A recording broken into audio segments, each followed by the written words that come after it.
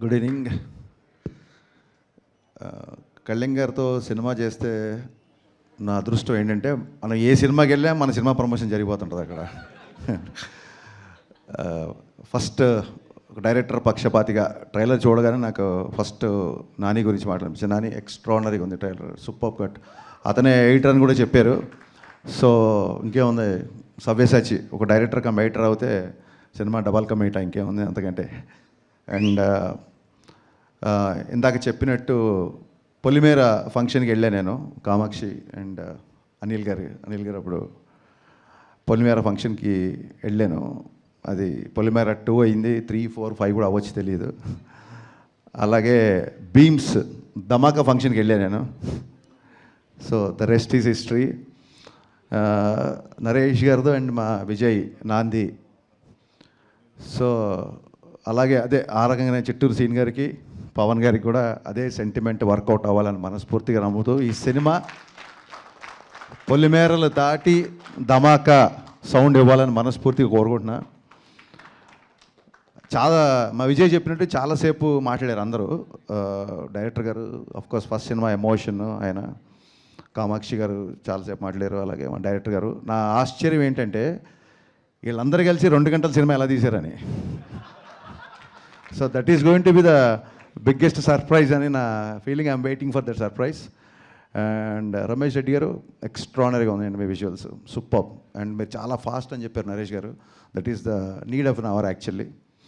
So మీ ఇద్దరి గురించి మాట్లాడాలి, బట్ మీ ఇద్దరి గురించి అందరి గురించి మీరే మాట్లాడారు. మళ్ళీ మీ ఇద్దరి గురించి నేను మాట్లాడే వెంటనే హర్ష అండ్ జీవన్. చాలా టైం అయిపోయింది యాక్చువల్గా. చిట్టూరు సీన్ గారి గురించి చాలా మాట్లాడాలి నేను. మేబీ సక్సెస్ మీట్కి మళ్ళీ అప్పుడు ఆయన గురించి చెప్తాను నేను, చిట్టూరు సీన్ గారి గురించి డెఫినెట్గా.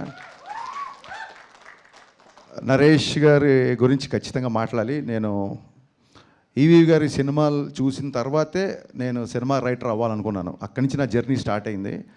సో పరోక్షంగా నా సినిమాల్లో ఏమాత్రం ఎంటర్టైన్మెంట్ బాగుంటుందన్నా, పాటలు బాగుంటాయన్నా, ఇంకేమన్నా సినిమాల్లో నచ్చే విషయాలు ఉంటే మట్టుకు వాటి మీద నాకు ఈవీ గారి యొక్క స్ట్రాంగ్ ఇన్ఫ్లుయెన్స్ నా మీద ఉందండి.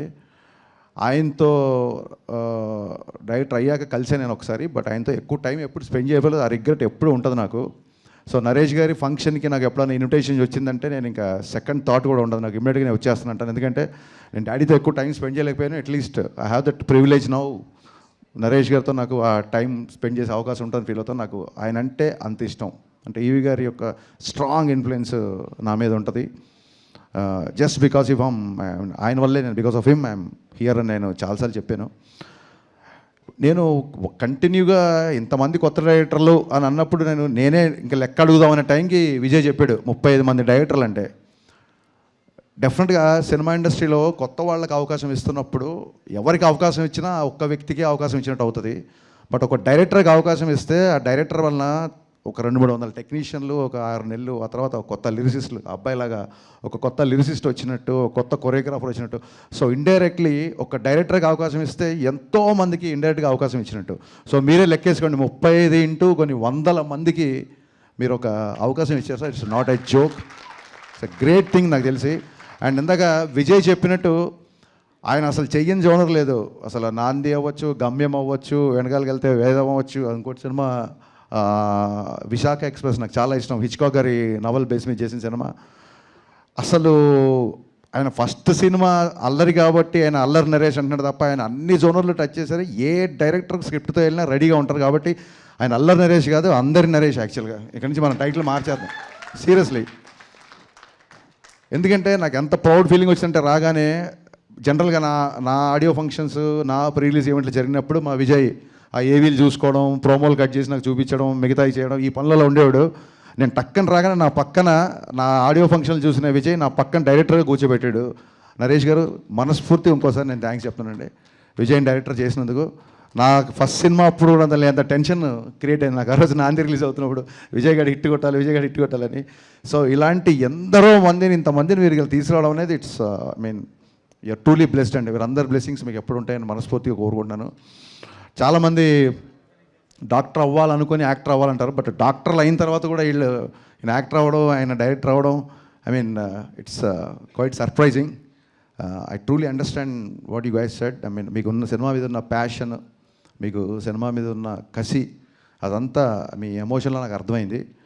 ఒక బుల్లెట్ ట్రైన్ లాగా దూసుకుపోతున్న బీమ్స్, ఒక బుల్లెట్ ట్రైన్లా దూసుకుపోతున్న బీమ్స్ ఈ రైల్వే కాలనీ దగ్గర ఆగి ఇక్కడ మీ అందరితో ట్రావెల్ చేసి దీనికి ఒక అద్భుతమైన మ్యూజిక్, మంచి పాటలు, మంచి బ్యాక్గ్రౌండ్ స్కోర్ ఇచ్చారని చెప్తున్నారు. ఒక డైరెక్టర్ ఎగ్జైట్ అవ్వకపోతే, ఒక రచయిత ఎగ్జైట్ అవ్వకపోతే అంతసేపు మాట్లాడండి బ్యాక్గ్రౌండ్ స్కోర్ గురించి. I'm truly looking forward for this film. ఇకపోతే నేను నా ఐబొమ్మ ఇన్సిడెంట్ తర్వాత ఫస్ట్ టైం నేను మీడియాని చూస్తున్నాను కాబట్టి ఖచ్చితంగా మనందరం సినిమా ఇండస్ట్రీ తరఫున చెప్పుకోవాలి. పైరసీ సినిమాలు చూపించే ఐబొమ్మ ఆవిడికి, ఒరిజినల్ బొమ్మ చూపించిన యావత్తు పోలీస్ యంత్రాంగానికి, సివి ఆనంద్ గారికి, మన సత్యనారాయణ సార్ గారికి, ఇండస్ట్రీ తరఫున మనందరి తరఫున మనస్ఫూర్తిగా కృతజ్ఞతలు చెప్పుకుంటూ 21 నవంబర్ 12A రైల్వే కాలనీ నాతో పాటు చూడొచ్చు. నేను కూడా మార్నింగ్ షో చూస్తున్నాను. Thank you sir, thank you so much. అక్కడ ప్రామిస్ చేశారు కదా అప్డేట్ ఇస్తానని చెప్పి, ప్లీజ్. ఇక్కడ చదివా నేను, మనుషులు ఎందుకు నోరు జారుతారు అంటే నాలుక తడిగా ఉంటుంది కాబట్టి అంట. జోక్. సో రాగానే జీవన్ క్వశ్చన్ తప్పించుకుందామని ఇస్తానులే అప్డేట్ అన్నాను. నేను మర్చిపోలేదు, బట్ మర్చిపోదాం అనుకున్నాను, బట్ వాళ్ళు మర్చిపోలేదు. యా, ఉస్తాద్ భగత్ సింగ్ సాంగ్ డిసెంబర్లో ఉంటుంది. సాంగ్ డిసెంబర్లో రిలీజ్ చేస్తున్నాం. డేట్ అనేది కన్ఫర్మ్ చేసి చెప్తాను. థ్యాంక్ యూ హరీష్ గారు, థ్యాంక్ యూ సో